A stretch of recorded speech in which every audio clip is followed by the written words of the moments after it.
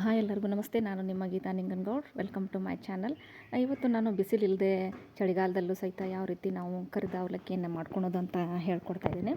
ಇಲ್ಲಿ ಸಿಂಪಲ್ ಆಗಿರ್ತಕ್ಕಂಥದ್ದು. ಇಲ್ಲಿ ಮೊದಲು ಅವಲಕ್ಕಿಯನ್ನು ಚೆನ್ನಾಗಿ ಹುರ್ಕೊಳ್ಬೇಕು, ಅಂದರೆ ಹೊತ್ತಿಲ್ದೇ ಹುರ್ಕೊಳ್ಬೇಕು. ಸಣ್ಣ ಉರಿಯಲ್ಲಿ ಅವಲಕ್ಕಿಯನ್ನು ಹುರ್ಕೊಂಡಾದ್ಮೇಲೆ ಎಣ್ಣೆ ಕಾಯಿಸ್ಲಿಕ್ಕೆ ಹಾಕಬೇಕು. ಕಾಯಿಸ್ಲಿಕ್ಕೆ ಹಾಕಿದಾಗ ಈ ಒಂದು ಪದಾರ್ಥಗಳನ್ನು ನಾವು ಅವಲಕ್ಕಿ ಹಚ್ಚಲಿಕ್ಕೆ ಬಳಸ್ಕೊಳ್ಬೋದು. ಹಸಿಮೆಣಸಿನ್ಕಾಯಿ, ಪುಟಾಣಿ, ಶೇಂಗಾ ಬೀಜ, ಕರಿಬೇವು, ಕೊತ್ತಂಬರಿ, ಒಣಕೊಬ್ಬರಿ, ಚಿಕ್ಕದಾಗಿ ಹೆಚ್ಚಿರ್ತಕ್ಕಂಥ ಒಣಕೊಬ್ಬರಿ, ಆಮೇಲೆ ಜೀರಿಗೆ, ಸಾಸಿವೆ. ಬೇಕಾದರೆ ನಾವು ಗೋಡಂಬಿ ದ್ರಾಕ್ಷಿಯನ್ನು ಹಾಕ್ಕೋಬೋದು, ಬಟ್ ನಾನಿಲ್ಲಿ ಆ್ಯಡ್ ಮಾಡಿಲ್ಲ. ಸೊ ಈ ರೀತಿಯಾಗಿ ಎಣ್ಣೆ ಬಿಸಿ ಆದಮೇಲೆ ನಾವೇನು ಮಾಡಬೇಕು ಅಂತ ಹೇಳಿದ್ರೆ, ಇದರಲ್ಲಿ ಎಲ್ಲ ಒಂದು ಸಾಮಗ್ರಿಗಳನ್ನು ಕರ್ಕೊಂಡು ತಕ್ಕೋಬೇಕು. ನಾನು ಮೊದಲಿಗೆ ಸಾಸಿವೆ ಮತ್ತು ಜೀರಿಗೆಯನ್ನು ಹಾಕ್ತಾಯಿದ್ದೀನಿ. ಸಾಸಿವೆ ಜೀರಿಗೆಯನ್ನು ನೀವು ಎಲ್ಲ ಕರೆದಾದ್ಮೇಲೆ ಹಾಕ್ಕೋಬೋದು, ಮೊದಲು ಹಾಕ್ಕೊಂಡು ಇಟ್ಕೋಬೋದು. ಈ ರೀತಿ ನಾನು ಎಣ್ಣೆ ಕಾದಾದ್ಮೇಲೆ ಸಾಸಿವೆ ಜೀರಿಗೆ ಹಾಕಿದೆ. ಆಮೇಲೆ ಇಲ್ಲಿ ಒಂದೊಂದೇ ಸಾಮಗ್ರಿಗಳನ್ನು ಎಣ್ಣೆಯಲ್ಲಿ ಫ್ರೈ ಮಾಡ್ಕೊಂಡು ಸೈಡಿಗೆ ಎತ್ತಿಟ್ಕೋತೀನಿ. ಮೊದಲನೇದಾಗಿ ಪುಟಾಣಿಯನ್ನು ನಾನು ಕರ್ಕೋತಿದ್ದೀನಿ ಎಣ್ಣೆಯಲ್ಲಿ. ಚೆನ್ನಾಗಿ ಎಣ್ಣೆ ಕಾಯ್ದಿರಬೇಕು. ಜೋರ ಒಂದು ಉರಿಯಲ್ಲಿ ಸಹಿತ ಅದನ್ನು ಕರಿಲಿಕ್ಕೆ ಹೋಗ್ಬೇಡ್ರಿ, ಯಾಕಂದರೆ ಬೇಗ ಕಪ್ಪಾಗ್ಬಿಡ್ತಾವೆ.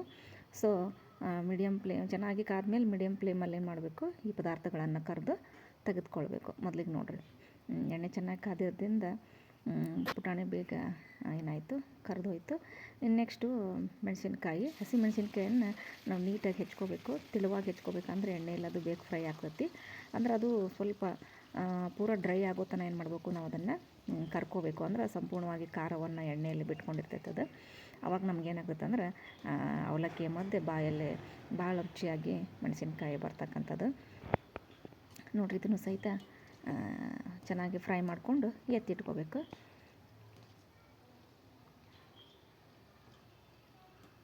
ನೋಡಿರಿ, ಈ ರೀತಿ ಕಲರ್ ಬರಬೇಕಾದ್ರೆ ಎಣ್ಣೆಯಲ್ಲಿ ಹಸಿಯಾಗಿರ್ತಕ್ಕಂಥ ಮೆಣಸಿನ್ಕಾಯಿ ಇತ್ತು ಅಂತ ಹೇಳಿದ್ರೆ ಅವಲಕ್ಕಿಯನ್ನೆಲ್ಲ ಮೆತ್ತಗೆ ಮಾಡಿಬಿಡ್ತೈತಿ.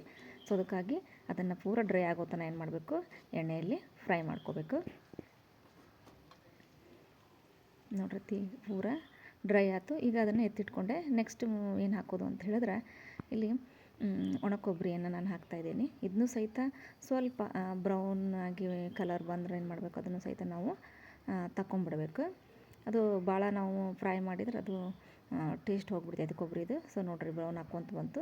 ಈಗ ಪಟ್ಟನ್ನು ಏನು ಮಾಡಬೇಕು, ಅದನ್ನು ನಾವು ಇನ್ನು ಎಣ್ಣೆಯಿಂದ ತೆಗೆದುಬಿಡಬೇಕು. ಸೊ ಈ ರೀತಿ ಎಣ್ಣೆಯಿಂದ ಕೊಬ್ಬರಿಯನ್ನು ತಗೊಂಡಾದ್ಮೇಲೆ ಲಾಸ್ಟಿಗೆ ಹುರಿದಿರ್ತಕ್ಕಂಥ ಶೇಂಗಾ ಕಾಳನ್ನು ನಾವು ಹಾಕ್ಕೋಬೇಕು.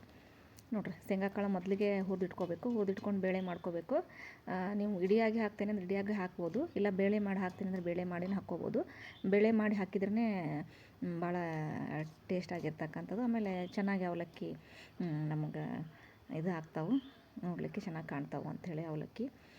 ನೋಡಿರಿ, ಎಣ್ಣೆಯಲ್ಲಿ ಸ್ವಲ್ಪ ಶೇಂಗಾ ಕಾಳು ಹುರಿಲಿಕ್ಕೆ ಸ್ವಲ್ಪ ಟೈಮ್ ತೊಗೋತೈತಿ.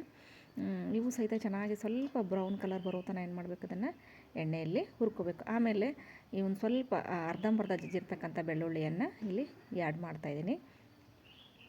ನೋಡಿರಿ, ಲಾಸ್ಟಿಗೆ ಬೆಳ್ಳುಳ್ಳಿಯನ್ನು ಅದ್ರ ಜೊತೆಗೆ ಆ್ಯಡ್ ಮಾಡಬೇಕು. ಜೋರಾಗಿ ಉರಿಯನ್ನು ಇಟ್ಕೋಬಾರ್ದು, ಎಲ್ಲ ಸೀದು ಹೋಗ್ಬಿಡ್ತೈತಿ. ಅದಕ್ಕಾಗಿ ಬೆಳ್ಳುಳ್ಳಿಯನ್ನು ಲಾಸ್ಟಿಗೆ ಶೇಂಗಾ ಜೊತೆಗಿನ ಹುರ್ಕೊಂಡು ಬಿಡಬೇಕು. ಅದು ಸಹಿತ ಸ್ವಲ್ಪ ಡ್ರೈ ಆಗಬೇಕು, ಬೆಳ್ಳುಳ್ಳಿನೂ ಸಹಿತ. ಅಂದಾಗ ಏನಾಗ್ತೈತೆ ಅಂದ್ರೆ ಅದರ ಸ್ಮೆಲ್ಲೆಲ್ಲ ಅವಲಕ್ಕಿ ತುಂಬನೇ ಇರ್ತೈತಿ. ನೋಡಿರಿ, ಈ ರೀತಿ ಎಲ್ಲ ಹುರ್ಕೊಂಡಾದ್ಮೇಲೆ ಹೀಗೆ ಬೇಕಾಗಿರುವಷ್ಟು ಅವಲಕ್ಕಿ ಪ್ರಮಾಣನ ನೋಡಿ ನಾವು ಅರಿಶಿನ ಪುಡಿಯನ್ನು ಹಾಕಬೇಕು. ಆಮೇಲೆ ಉಪ್ಪು. ನೋಡಿರಿ, ಉಪ್ಪನ್ನು ನೀವು ಎಣ್ಣೆಯಲ್ಲಿ ಹಾಕೋದಕ್ಕಿಂತ ಏನು ಮಾಡಬೇಕು ಅಂತಂದರೆ ಮೇಲ್ಗಡೆನೇ ಹಾಕ್ಕೋಬೇಕು. ನಾನು ಸ್ವಲ್ಪ ಎಣ್ಣೆಯಲ್ಲಿ ಹಾಕಿದ್ದೀನಿ. ನೆಕ್ಸ್ಟ್ ಅದು ರುಚಿಯನ್ನು ನೋಡ್ಕೊಂಡು ನಾನು ಮೇಲೆ ಹಾಕ್ತೇನೆ. ಆಮೇಲೆ ಸಕ್ಕರೆ ಪೌಡರು, ಇಡಿಯಾಗಿ ಸಕ್ಕರೆಯನ್ನು ಬಳಸಬಾರ್ದು. ಸಕ್ಕರೆಯನ್ನು ಮಿಕ್ಸಿ ಮಾಡ್ಕೊಂಡು ಸಕ್ಕರೆ ಪೌಡ್ರನ್ನ ಹಾಕ್ಕೋಬೇಕು. ನೋಡಿರಿ, ಆಲ್ಮೋಸ್ಟ್ ಎಲ್ಲರೂ ಖಾರದ ಒಂದು ಅವಲಕ್ಕಿಯನ್ನು ಮಾಡಿರ್ತೀರಿ. ಬಟ್ ಹಸಿಮೆಣಸಿನ್ಕಾಯಿ ಅವಲಕ್ಕಿ ಅದು ಬಿಸಿಲಿಲ್ಲದೆ ಬಿಸಿಲಿಗೆ ಒಣಗಿಸ್ತೀನಿ ಮಾಡ್ತಕ್ಕಂಥದ್ದು ಭಾಳ ಕಡಿಮೆ. ಸೊ ಇದನ್ನು ಈ ರೀತಿ ಅವಲಕ್ಕಿಯನ್ನು ನೀವು ಸಹಿತ ಮಾಡಿರಿ. ಈ ಒಂದು ಮಳೆಗಾಲದ ಟೈಮ್ನಲ್ಲೂ ಸಹಿತ ನಮ್ಮ ಟೀ ಜೊತೆಗೆ ಬೇಕಾಗ್ತತಿ, ಈವ್ನಿಂಗ್ ಸ್ನ್ಯಾಕ್ಸ್ ತೊಗೊಳ್ಳಿಕ್ಕೆ. ಅದಕ್ಕಾಗಿ ಮಕ್ಕಳಿಗೂ ಸಹಿತ ಲಂಚ್ ಬಾಕ್ಸಿಗೆ ಹಾಕಲಿಕ್ಕೂ ಸಹಿತ ಇದು ಸ್ನ್ಯಾಕ್ಸ್ ರೂಪದಲ್ಲಿ ಹಾಕಲಿಕ್ಕೆ ಸಹಿತ ಎಮರ್ಜೆನ್ಸಿ ನಾವು ಸ್ಟಾಕ್ ಮಾಡಿ ಇಟ್ಕೋಬೋದು. ನೋಡಿರಿ, ಒಂದು ಸರಿ ಮಾಡಿಕೊಂಡು ನಾವು ಒಂದು 15 ಡೇಸ್ ತನಕ ಯೂಸ್ ಮಾಡ್ಕೋಬೋದು. ಸ್ವಲ್ಪ ನಮ್ಮದು ವರ್ಕ್ನು ಈಸಿ ಆಗ್ತೈತಿ. ಈ ರೀತಿ ನೀವು